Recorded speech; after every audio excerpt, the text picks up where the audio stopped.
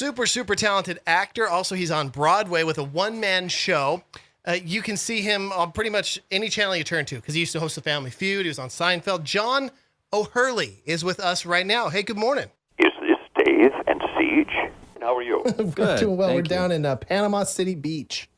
Oh, lovely. Yeah, not really, but it's not so bad. We could tell you haven't been here before.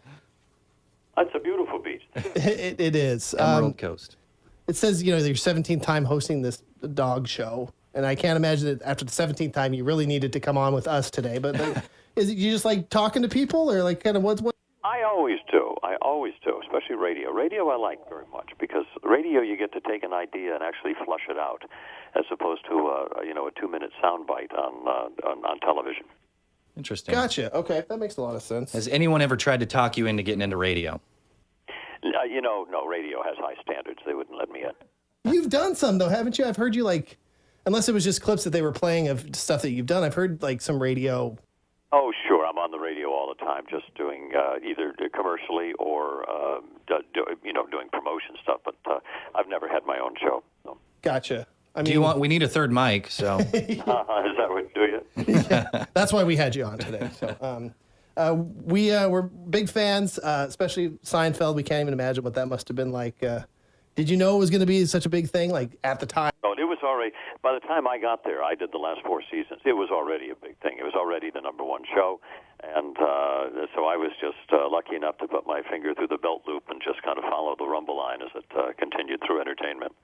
Man, Where were you pulling your character from? I mean, is that all you, or were the writers writing that for you? They gave what happened was they gave me the catalog, and they hadn't even finished the script that week. They were the most disorganized show on television. But they handed me the catalog, and they just said, "We want them to sound the way the catalog is written." And if you remember the J. Peterman catalog, yeah. these pastel drawings and this long Hemingway style story about an Oxford button-down. The urban sombrero. And it was very, so it was very prosaic, and I just as I was reading the catalog, it struck me that it was like a 40s radio drama combined with a little bit of a bad Charles Kuralt, and so that was kind of the origin of the voice and the pomposity and that sense of that lone poet on the cliff. The pomposity. Did you go through a lot of iterations of that, or did you kind of feel like you nailed it when you?